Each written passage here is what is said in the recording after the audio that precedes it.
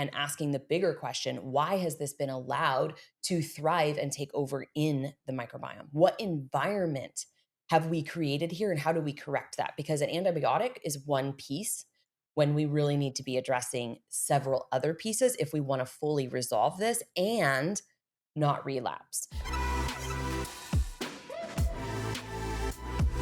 Hey, everybody. We've had some of the most incredible guests coming to you these past couple of months. The amount of expertise and knowledge on these cutting edge topics is something we really hope that you enjoy. And if you do, it would make a huge difference to us if you could rate, review, and subscribe the podcast. It helps us to get more guests, better experts, and talk about all of the things that are really important to you. So give us a love, give us a lot of love, and don't forget to subscribe so you get all our new episodes. Hey guys, welcome back to the Thick Thighs Save Lives podcast. I'm Rachel and I have a super special guest for you today. I have Liz Roman, who is lovingly and deliciously and amazingly known as the Poop Queen. She is our resident gut health expert, and we are so lucky to have her on the pod today to talk about all things gut health, all the questions that you have but don't want to ask. Yes, it's so taboo, but listen, we poop. Everybody poops. We got those kid books, right? We were just talking about our boys offline. We got the books. It's your daily report card. So I'm excited to get into it today and we'll talk about it's okay to ask for help if you're struggling in this category. What a weird thing that it's an area that no one wants to talk about or discuss with their doctor or, research, discuss with their friends, but it's something you do every day. Mhm. Like that juxtaposition for me is just like, how are we not knowledgeable on something that we have to do well, not everybody, I guess, but probably that's the recommendation. Yeah.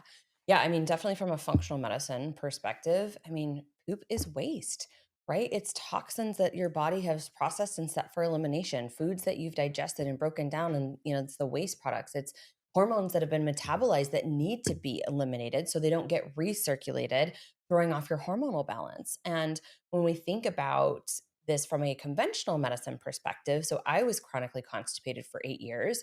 My doctors just told me drink water, eat fiber, and take Miralax. That was their solution. Everything on my colonoscopy was clean, nothing was wrong. And that was far from the truth. I had Hashimoto's that a functional medicine doctor found. And that's actually what spiraled me into becoming passionate about, seeking out more education and becoming a practitioner. And really the practitioner that I needed at that time because there was no support. It was basically, it's all in your head. You're kind of crazy. Your weight loss issues are calories in, calories out issues. You need to go to the gym more. I was already doing that sometimes twice a day. I was already tracking my calories using my fitness pal, right? All the things that they just make you feel like it's your fault that maybe, I wasn't being honest or something. And yet I'm sitting there desperate for help. Because if you can't go to the bathroom and you feel this bloating, this distension, this brain fog, this fatigue, the joint pain, you're not living an optimal quality of life, right? And for me, I'd always been a very high achiever, an honor student, right? I was getting promotions in my corporate job, but it was starting to really impact me because I didn't feel well. And so when we really think about many people who are backed up and constipated, it's not just a constipation issue. It is going to transfer over into other symptoms eventually because, again, your body is becoming more and more burdened.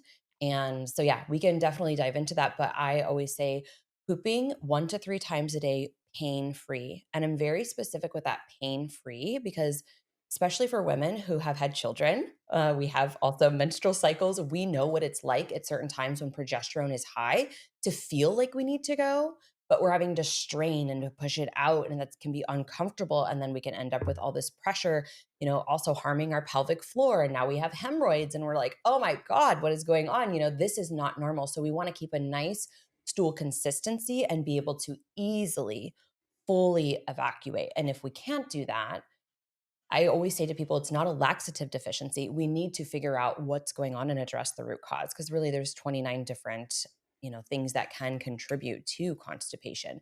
Yet so many people just think that it's a fiber or a water issue. And yes, for many people it is absolutely, but it's not always just that. And so we really want to figure out where this is stemming from and correct that at the root so that the person no longer has to struggle and honestly think about it and be stressed about it. I have so many women, both sides of the spectrum here, right? I don't know what's going to happen. So I'm afraid to leave my house because I might not be close enough to a bathroom.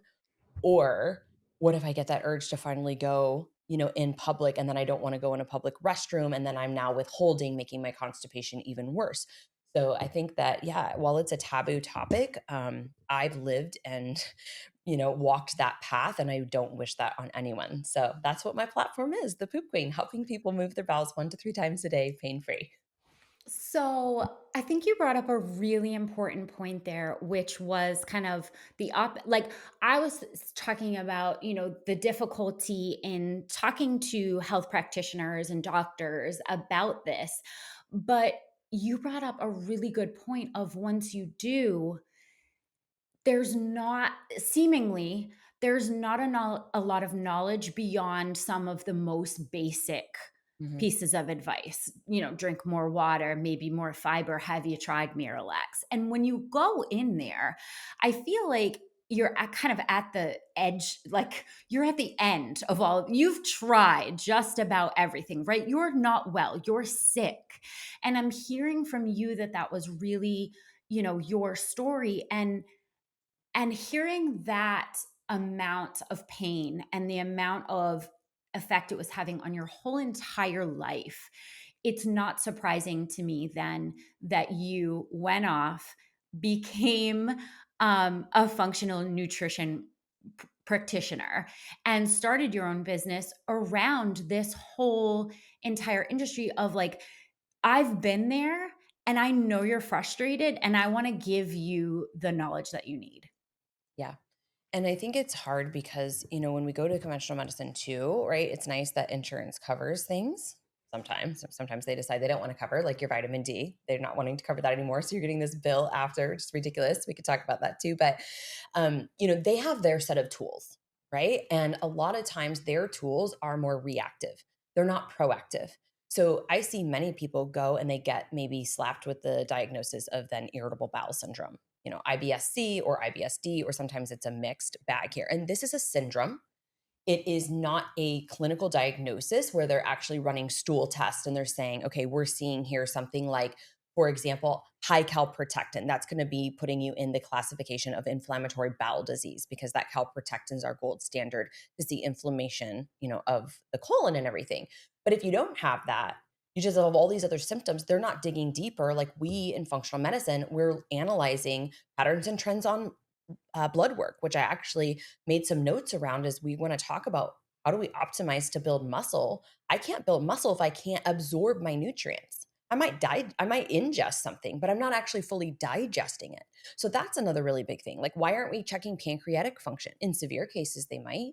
And then is that person already in the state where they're, you know, pancreatic insufficient? Are they in a state that maybe they're on their way to, now pancreatic cancer, things go missing, right? Because they'll say, hey, come back in 6 months. And then things progressively get worse because the burden on the body throws everything off, and your immune system now is not strong enough to really battle and fight disease. And so we become diseased in this time frame that we're waiting for said diagnosis, right? And so what we want to do is look at what are the underlying root causes in terms of various things. How is your liver gallbladder function? And how is your bioflow, especially for females when we think about estrogen and our hormones? That adds a whole nother layer of complexity here.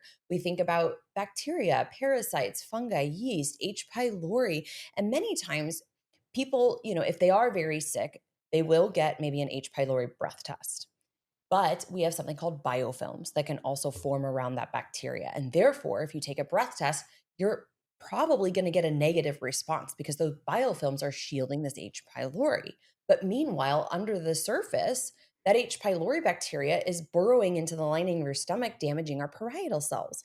That helps with stomach acid production. And we need that to break down our food, to absorb our food. And the same thing with SIBO, right? So we have small intestinal bacterial overgrowth. Can also be a breath test. Well, if that person is not responding in a strong enough response, they're going to say, "We suspect." I just have a new client onboarding with me today, quote unquote, suspected SIBO. This woman has been living in pain, and she has been, again, like me, experiencing a cascade of symptoms. So they're not treating her because it's suspected, it's not a positive test strong enough to warrant maybe their approach. And even then, a whole rabbit hole here of their approach with antibiotics for either one of these, H. pylori or SIBO. That's one piece of the puzzle, right? It's not everything. And asking the bigger question, why has this been allowed to thrive and take over in the microbiome? What environment have we created here, and how do we correct that? Because an antibiotic is one piece when we really need to be addressing several other pieces if we want to fully resolve this and not relapse.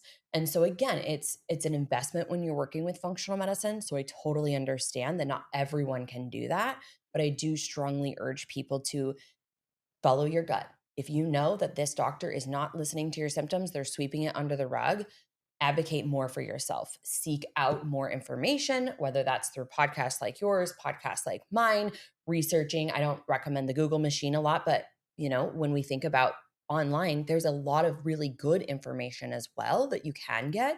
And then maybe find another doctor, right? Get a second opinion. Look for another provider. I tell women this all the time, especially going through perimenopause, when their OBGYN doesn't want to run hormonal blood work and talk about, supporting them with hormone replacement therapy, find another provider. Find someone who is willing to work with you and be your partner in this, and not say, because of my credentials, this is, I'm the dominant person here and this is what I say and this is what goes. That does not have to be how we live. And hopefully, things will change and people will come on board more with the functional medicine side and more of a holistic approach. But we also cannot ignore the foundation. And that is a really big piece that conventional medicine misses as well. You think about someone who's diagnosed with type 2 diabetes, they get a 30-minute appointment with a registered dietitian. They get 2 sheets of paper to go home with. Tell me that that is gonna help that person. No, that's probably gonna overwhelm that person even more, and they're probably gonna be so paralyzed from that overwhelm that they don't change anything. So we need to do a better job. I mean, our healthcare system needs to do a better job, right, of also supporting and talking about foundations and good quality of food. And one thing I definitely wanted to bring up, because I know you guys talk a lot about this as well, is helping women unlearn these extremes, the really disordered eating, the I'm going to just slash my calories, or I'm going to cut out all my carbs, or I'm just going to go to these really unsustainable, and when we think about from a long-term perspective, unhealthy measures, because that's what this sheet of paper said to do. When that sheet of paper knows nothing about your stress, your lifestyle, your environment, right? Do you have children? All of those things. And so I could go on and on here. And this is really why I'm so passionate about what we do in our practice. And we try to give away as much free information as possible to help people make changes. But also remember, because I do have these conversations pretty frequently in my DMs, also remember that this is not a bio individual thing. When we're working with clients, we're testing and we're addressing them as the individual, and we're making a lot of considerations: health history, work environment, home environment, various stressors, a lot of things. And so when we do talk on podcast or we do talk, online, things might really resonate and be right for you while other things are not. And so you're going to have to know that for yourself and filter things. It's just like when someone gives you feedback for your performance. I used to work in human resources, and we would always say, take the feedback and evaluate it. What is going to be something that helps you move forward? And then what are things that you feel, because you are a person that's a strong performer, that no, that feedback is not going to go forward with me. So just follow your gut here, and we can talk a little bit more about that too. But I'll get off my soapbox because I could go go on and on. Where my ocean girlies at, we have our ocean themed leggings and bras and shorts release. You are going to love this one. If you live in the waves or you're just a summer kind of gal, we have the collection for you. It goes live this Friday, May 16th. We've got some sharks, we've got some ocean vibes, and some beautiful sea turtles for you. So make sure that you get to Constantly Varied Gear and check out this collection. It's amazing. There was so much good information there, but I really want to hone in for a second on some of that diet culture and some of the things that people may be struggling with. Now, there if you aren't yourself a person that has experienced, extreme digestive symptoms, you probably live with someone, you probably know someone, because like right now, people are reporting 40% of Americans have digestive symptoms that impact their daily life. Mhm. 40%. It's insanity. And I'm wondering, when it comes to dieting specifically, and like all of the things that we're doing in the health and nutrition space to sort of promote good health, but also kind of ignoring the gut health aspect of it. When it comes to proteins, when it comes to supplements, when it comes to timed eating, certain restrictive diets, low carb, high this, all of these different types of eating to promote the best health. What are these doing to our gut? Such a good question. So, first and foremost, I want to speak on the really restrictive aspects. Okay. There's a time and a place that people may benefit from doing more of a carnivore approach. That's real extreme, right? Or they may benefit from doing more of a keto approach. And we have to also remember why keto was created. I mean, it was designed as a medical diet, temporary. It's not designed long term, but somehow it's been turned into this diet that people just follow, and that's a way of living for them. And in certain cases, maybe that is what they need. I stand for diet diversity. And I stand for diet diversity for a few reasons. Number one, the more diverse your gut microbiome, meaning you're eating a lot of foods that are rich in polyphenols and antioxidants and fibers that feed various bacteria that are good part of your immune system and the good defenders in your microbiome to keep these other opportunistic pathogens in check, right? That's very important. And so, a big thing we're seeing right now, for example, is very low Akkermansia. And this is a keystone species in the gut microbiome that plays a big role with our GLP-1 signaling. And so, you have all the GLP-1 medications coming in, right? But then on stool testing, I'm looking and saying, this person has less than detectable limits of this very important Akkermansia. That is a problem for metabolic health. It's not a GLP-1 deficiency. Now, I do support microdosing GLP-1, and we could always have that conversation too, but there's no free lunch. Things come with a cost, so you need to understand that.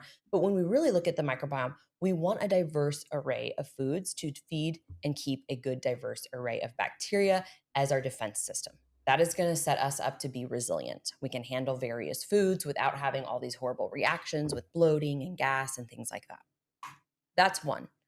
The second piece is I know as a as a woman who has previously struggled with these very extremes and the mental emotional, the guilt, the shame, all of the feelings that I had. I would beat myself up because what was wrong with me? Why couldn't I stick with this said really restrictive diet, right? I remember I did the 17-day diet. It was a book I bought and it was basically all protein. I made it to day 4 and I was throwing up. And I was like, "Okay, F it." Now I got the case of the F it's. So what I do that weekend, I just binged and ate whatever I wanted, and I was gonna start again on Monday. And so from a sustainability perspective, I find that a diverse diet really helps people mentally and emotionally stick to it and adhere to their protocol so that they can get the best benefit and also have a good relationship with food, right? Because when we're getting into this binge restrict cycle, that also has an impact on our gut microbiome. I mean, you're putting in large amounts of food into the gut at once, and this overwhelms your body in terms of chemical digestion because we don't have enough stomach acid to handle this. Therefore, food starts to ferment, and now we're experiencing that bloating and gas. Downstream, we have incomplete digestion. In that binge, we were probably distracted and eating emotionally, so we weren't fully chewing our food, even paying attention, making connection here. We're just shoveling it in. And what is that going to do? If we have all these large particles of food that can't be broken down and that fermentation happening, it allows for these opportunistic bacteria to feast and thrive. And this is where we start to see things like SIBO, so small intestinal bacterial overgrowth or small intestinal fungal overgrowth, right? This slows our motility down. And then our gut lining is impaired, right? Now this is becoming inflamed and leaky, and that is going to, impact our liver because things are seeping out to the bloodstream. This is where we get into something a little more complex, talking about lipopolysaccharides. Like in the research, binge episodes increase these lipopolysaccharides, which are endotoxins in the bloodstream, and that increases inflammation in the liver. This can lead to poor bile flow, further exacerbating the overgrowth in the small intestine, excuse me, and exacerbate constipation. And so it's really kind of this vicious cycle, and then we stay stuck, right? And then we think that it's like a willpower issue, but really it's a gut war that's actually going on. And then when we also think about just like what we binge eat, high fat, high sugar, high carb generally, right? This disturbs that microbiome balance as well. And so then we can end up in the case, maybe of somebody that has like a candida overgrowth now. They have these bacteria living in them that mess with our neurotransmitters. So they know how to make you feel bad when you're craving something. It's like, I can't stop thinking about it. It's obsessive compulsive. This gut brain axis, this neurotransmitter, it's all thrown off. So they know how to make you feel really bad, but then they also know how to make you feel good. So you eat to relieve that craving, and then you're like, oh, I feel good temporarily, right? It's that dopamine, it's that high that you get. And so again, people can stay stuck in this cycle. And so they're definitely comes like a negative feedback loop with our dopamine, right? Gut dysbiosis, burden on the liver. We just feel bad ourselves, right? Again, I can just say I remember feeling guilty, but I was like shame would be the word that I had, right? I didn't want to tell anybody that this was going on. And I think a lot of women have experienced this. And so when I say diet diversity, I think it's really important to think about sustainability. And if you are on the interwebs and you're on Instagram and TikTok and you're looking at all these latest trends, I think you need to filter, look at this through the lens of number one, who is promoting this and what credentials do they have? Are they just there because it worked for them? And oh, by the way, they're affiliated with something, and so they're selling you supplements and they're getting a kickback from that. I have seen multiple scenarios of this, yet that person really doesn't know anything about the bio individual, right? The chemical, physiological aspects of how this might influence someone. So I think that's important. And then again, how does it apply to you? And I always ask, is this something that's going to be sustainable for you? When you go on vacation in 10 years, are you going to be able to go and enjoy and come home and feel great? Or is it going to send you, into this vicious cycle again of, and I get it, because some people, sometimes we're desperate and we're like, I just want to do anything and everything to get the weight off. But we really have to start to, use this filter and sift through, because there's so much now, So online. much. And I think the biggest thing here, the last thing I want to say about that is also ask, does this help address my symptoms? If it is not addressing your energy, your digestion, supporting your mood, it's not right for you. And the thing that I think I really want to call out is that anybody can trash their body with really restrictive diets in the name of vanity, but the real flex is health and longevity, and thinking about, is this right for me, my body, and my sustainable, health, rather than just weight on the scale, right? Or vanity. It's the real flex is health, and I think the biggest where I feel the biggest shame is when people are genuinely like I live with someone who had very healthy gut and had got into a Whole30 challenge with the gym as a means to health, and completely destroyed and then is on stints of for years of IBS with no like. And I think about, some of these things where people have this sort of one event, or they hit a point in life where they're like, wow, before I could eat X, Y, and Z, and these were all foods that agreed with me. And now all of a sudden, when I eat that, I'm destroyed. Or women hit a point in their life with their hormones, maybe perimenopause, maybe it's after having a baby, where like all of a sudden, foods that were once okay are now setting them off. And I know with people that have IBS or IBC or all these different conditions, um, they report sometimes that nothing matters when it comes to what they eat. They can eat plain rice and chicken and they will get completely sick from that. And I'm wondering if we have any like notable things in our life where we hit these points where we know that our digestion might change or that our gut health might be compromised, and sort of like what we can do if and when that happens. Yeah, so you're saying, like, if you are in a flare, what are the things maybe that I could do or try to kind of calm things down? Is that the question? Yeah, I think you hit the nail on the head. So for many people, there is some sort of event, whether it's a vacation and they, got sick on vacation. We were actually just in Mexico last month, and a couple that we met there, she got very sick. I mean, she was like in the room all day, just couldn't stay out of the bathroom. She was just having diarrhea, right? So what did she get? Did she get some sort of parasite? Did she get some sort of bacteria? A lot of times, food poisoning is a big trigger for gut issues. Yes, there can be other traumas to the body. So, car accidents, right? We could have surgeries, whether that is an abdominal surgery, like I had two C-sections, other people have surgeries for various reasons. So, yeah, there can be certain like life events. And I always ask that for people. Or it can be stemming from childhood. And sometimes we sequester these things. We just thought it was normal. I mean, I say I was chronically constipated for 8 years, but that's what I remember. right. Right? If I were to really tap into and go back to maybe some of those childhood memories, I bet you I was constipated. I had children's rheumatoid arthritis when I was very young, horrible PMS when I got my period. I mean, the doctor put me on birth control. They didn't talk about anything else, right? And so I'm sure that it was brewing in my body. These autoimmune conditions were brewing in my body at a very early age. So I think it's very, again, person independent. And we kind of have to look at that health history too. Was the person living in a toxic environment? That could be there was a lot of fighting in the home, right? That was throwing their nervous system off. It could be that, they weren't living in a clean home, in terms of clean air and clean water. And even though we have tap water that is quote unquote clean to people, tap water is disgusting. Please don't drink tap water. Please filter your water. So there could just be a lot of things that could have built up. And then the immune system gets worn down and there's a trigger.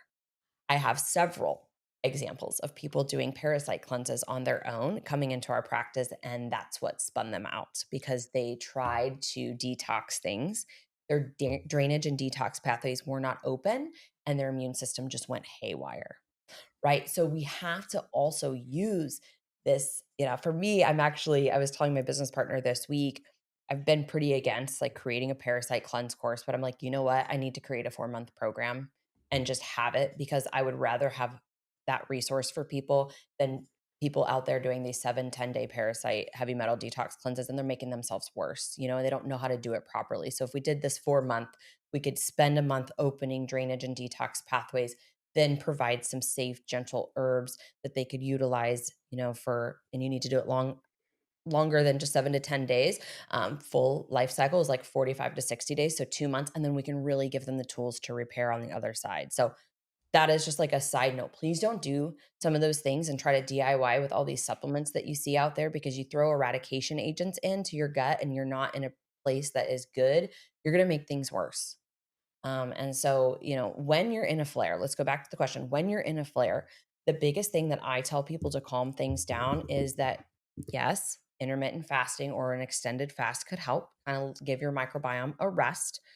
Um, Fasting, you also have to be careful with because if you're going too hard with pushing this autophagy, cellular turnover, cleanup, and repair, and you can't get things out because you're not pooping, you're going to feel worse. So you would then want to make sure, you have adequate water and electrolytes on board. You have maybe even like an activated charcoal, like a binder to help kind of mop things up. Make sure if you aren't going to the bathroom, using some magnesium citrate or some other form of magnesium oxide to help you keep the drains open, but fasting can help calm things down. Um, I'm not a big fan of low FODMAP or the specific carbohydrate diet long term, but sometimes that can help with symptoms, right? And we do that in places where, hey, we're really in a flare. While we work on some of the underlying issues here, we will utilize a lower FODMAP diet. So here's where you could also just think about, slowing down with your meals, chewing your food, making sure things are cooked well. That's a big thing. People eat a lot of raw vegetables when their gut is, more of in a compromised state, and that can cause some reactions. So maybe try cooking it and think about how you cook it. Could you roast it? Could you steam it? Could you pressure cook it? Could you blend it into a smoothie? You might have to play around with this, right? And really see what's right for you in that state. Maybe removing some of the heavy hitters like sugars, right? Artificial sugars and sweeteners can give people a lot of reactions, gluten and dairy. And I'm rolling my eyes to myself here because again, I think so many people blanket statement these things. I don't think that has to be a long-term approach, but again, maybe that's a trigger for you and it helps reduce, the reactions during this time. If you do not have histamine issues, so more mast cell activation, histamine intolerance, where you're getting, more allergy-like symptoms or itchy, sneezing, watery eyes, then I would say absolutely utilizing something like bone broth each day. That can be very healing and soothing to the gut lining. We've got a lot of great amino acids in there that's really helpful. And I tell this to people too, like when they're sick, that can be a really nice thing for you. Sip it like a tea. One of the things that I wanted to call out is we know the amino acid profile there and like with the collagen and the gelatin and glutamine and glycine, but proline, this is an amino acid that definitely helps the tissue and repair the tissue. So that's one big benefit. And there I would just say make sure you're using a good quality organic grass-fed bone broth if you're going to do that. Different teas can also help. So we think about maybe like a chamomile tea or slippery elm. Don't use that long term, but in a short term situation, that could help calm it down, especially if there's upper GI reactions like heartburn, GERD, reflux.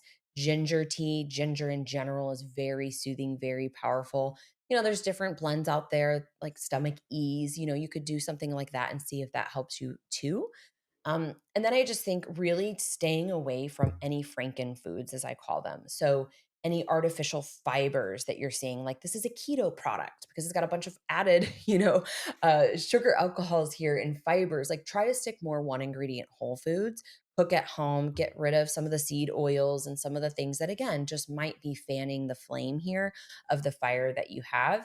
And of course, water and electrolytes are going to be really important too, but watch those electrolytes. What type of electrolyte are you using? Is it coming in with a bunch of, again, artificial sugars and sweeteners that are irritating you? Maybe for a period of time, you want to stick with things like coconut water and, fresh lemon or lime squeezed in, and then a little bit of good Himalayan salt to get your sodium, potassium, and maybe like a magnesium support instead of some of the, and again, I'm not against these things in general, but some of the electrolyte packets that are flavored that could be, just kind of throwing you off. So those would be some of my big tips. And the big thing too is when you're eating your food, I think it's important to recognize that we need to be in a rest and digest state. So sit down, get calm, chew your food. Maybe you also need to have some mantras that you're talking to yourself, about this food and, saying, hey, body, this is nourishing to me. I'm going to be able to digest this. This is helpful to me instead of like the PTSD of I react to everything. I can't tolerate anything. And I'm not saying that's not true. And I'm not saying that people don't have those reactions, but how we think about things definitely can really impact our nervous system. And so, really, just trying to kind of maybe give yourself some of those mantras. This is nourishing. I'm going to digest this. This is going to help me build my muscle. This is going to help me feel better, type of a thing. And then, of course, get to the underlying root cause. Like if this has gone on for years, you need to do some further investigation. We don't want to just guess at what's going on. Most of the time, with individuals, actually, getting ready to interpret a test right after this. And I could say, hands down, you have some level of H. pylori. Yeah, I was correct with that upon what we see in the test, but also many other things are going on. And so we wouldn't have identified that had we not done the test. And so this is where working with someone to do a stool analysis, to do a comprehensive lab review where we can look and say, hey, you have signs of H. pylori or low stomach acid. We need to support that. And many people do because we're stressed. And low stomach acid really sets the just opens the door for bacteria to come in. So you could support stomach acid as well. I have a bunch of free guides on my Instagram, but things like bitters, digestive bitters can help. You could also do apple cider vinegar. I also have reels saying how repulsive I think apple cider vinegar is. It's so many benefits, so awesome. Some people can handle it. I personally can't. So I talk about other ways to support stomach acid, but that is certainly something when we think about digestion, we want to address it north to south. So you're thinking about your inputs, you're thinking about how you're, receiving those inputs, and then you're thinking about that chemical and mechanical digestion. So chewing your food and supporting stomach acid. So, you already know we make the best workout gear, but one of our best products, our highest rated product on our website, is actually our collagen. If you have not heard about Glow Up by CVG, you are missing out. There is almost 700 five-star reviews on this product because it is such an amazing supplement. Actually, looking at it today, there are only 2 one-stars that were meant to be 5 stars. They love the product, they hit the wrong amount of stars. This is one of our most popular products for a reason. It dissolves like no other collagen. It's type 1 and 3. You're gonna have healthier skin, better joint mobility.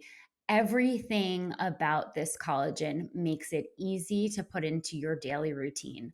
So if you haven't tried Glow Up, get on cvg.com and make sure to add it to cart today. It's our best product. I love the approach of the north to south. And I know that a lot of people get really hot on something like taking care of their gut biome when they are in a flare up or when they're in a bad situation. But then it kind of subsides and you start feeling a little better. You get back to normal. And then that kind of that fire goes out and I think it's really important to point out that first of all, I completely understand why, right? Like obviously when it's not a crisis, people are less going to be less likely to pay attention to it. But when we are talking about gut health, it is affecting every area of your life, whether or not you're feeling physical symptoms. So, I wanted to give you a chance to talk a little bit about muscle mass Mm. and the diet and the gut and the digestive system because we have so much research right now suggesting that muscle mass is the key when we talk about health and when we talk about aging. And so many people with gut issues are not being able to properly maintain the muscle that they're working so hard at building. Can you talk a little bit about what we can do to maximize muscle growth and like keeping Mhm. any muscle mass that we have when we're having trouble with our digestive system? Yes, 100%. So this is going to go perfectly with what we just talked about, stomach acid. Stomach acid is there to help you break down your proteins. That's one of its main jobs and turn all those proteins into these amino acids. Yes, we have our pancreatic enzymes that help us as well with, digesting fats. We have bile for that as well, but stomach acid is imperative. So remember what I said earlier, it's one thing to ingest it, right? You're eating 130 grams of protein a day per my fitness pal because you're tracking your, eggs and your steak and chicken and all of the things. But are you actually assimilating it and absorbing it? So a lot of times we see this on lab panels, right? We're seeing low protein, we're seeing creatinine, low alkaline phosphate. This is something I look at for zinc. Zinc is a cofactor to building stomach acid. Vitamin B12 is a cofactor to building stomach acid. Then we get in the whole genetics side of the house, here too. So we don't have time to cover all of that, but stomach acid is imperative. I have said, and I'll continue to say, if there was one supplement that I chose to stay on to support me long term, like every day I didn't let it go, it would be Betaine HCL because that is supporting stomach acid. And the level that I need it is different. When I was pregnant, right? I needed more. I would have flares of heartburn and kind of this like reflux. I increased my stomach acid. 9 out of 10 times when we're having this heartburn GERD reflux, it's actually too little stomach acid. If you're somebody who says, I eat protein because I'm supposed to for my muscles, but I'm so full, I don't feel like I digest it, it sits in my stomach, that's a sign of low stomach acid. If you have aversions to protein, oh, that just doesn't sound good. I can't I can't, eat the protein that I used to anymore. That's because your body is so smart. It's telling you, I don't have enough stomach acid, so, like, I don't want this because it's a burden to me. I always say too to women, so again, going back to, like, a pregnancy scenario, first trimester, what do we crave? Carbs. We want carbs, right? Protein generally doesn't sound the best, and a lot of that is because your body knows that protein, especially if it's undercooked or raw, right, is more dangerous compared to oatmeal or bread or things like that, right? So, supporting stomach acid, if you go to my Instagram, you comment acid anywhere on my page, I have a whole stomach acid resource pack. I could also share it if you want to throw it in the show notes. So, we talk a lot about different foods that can support, again, bitters, apple cider vinegar, but also these supplements and how you can do this kind of stomach acid tolerance test. The caveat here is if you are someone who struggles with heartburn, acid reflux, or GERD continuously, you would not start that supplementation until you've calmed down and healed the tissues. And there's other things that we use there. So L-glutamine, and, zinc carnosine, a variety of things to really calm that down and get that at bay. But yes, stomach acid is absolutely the key here because if you can't break down your protein and absorb it, you're not making gains. Admittedly, I have never even heard of the supplement that you would not go without and that you would recommend to most people. Can you and I want to link, your favorite in the show notes, but can you first of all just say the supplement again? And how are we taking this best? Is it powder form? Is it a pill? Like what's happening? Yep, yep. The one that I use is Hydrozyme. It's Betaine HCL. That's the active ingredient. So this is direct stomach acid support. So Hydrozyme is a product that's a low dose. So you start with one capsule with your meal. You're taking it after about 3 to 5 bites, or mid meal is fine. Don't take it before, don't take it after. This is stomach acid. It's coming in to help you churn and break down. Think of your stomach as a blender. If you put in a bunch of frozen fruits and veggies with your protein powder, but you don't have any juice or water, can you imagine what's happening with your blender? And that smoothie is not going to you have a shake or a smoothie next to you right now, right? That's not gonna be something that you're gonna easily and, enjoy, easily drink and enjoy. Plus, you're probably gonna burn your blender out. So that's the same thing here. We need stomach acid. This is your gastric juice to blend this, turn it into those real small particles, like it's called chyme, that can move through and then be absorbed. So betaine HCl is the active ingredient. I like using Hydrozyme because it's a low dose compared to many on the market that are higher dose. When you do your tolerance test, so day 1 and 2, you're taking one per meal and then see how you feel.